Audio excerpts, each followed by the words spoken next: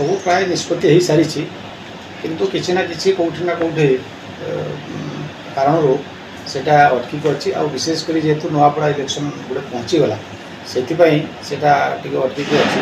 Election ପରେ ନିଶ୍ଚିତ ଭାବରେ ସେସବୁ ଘୋଷଣା ହେବ ବୋଲି ମୁଁ ଯେତିକି ଅନୁମାନ କରୁଛି।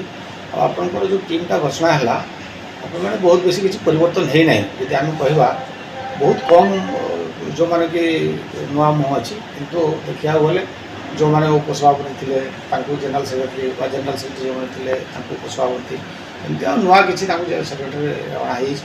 ତେଣୁ ନିଶ୍ଚିତ ଭାବରେ ଯେଉଁମାନଙ୍କର ଅନୁଭବ ଅଛି, ଅନୁଭବୀମାନଙ୍କୁ ହିଁ ପ୍ରାୟ ରଖାଯାଇଛି। ଆମେ କହିପାରିବା କି ଉପନିର୍ବାଚନ ପରେ ହିଁ ବୋର୍ଡ଼, ନିଗମ, କମିଶନ, ଜିଲ୍ଲା ବୋର୍ଡ଼ ଏଗୁଡ଼ାର ଘୋଷଣା ହେବ?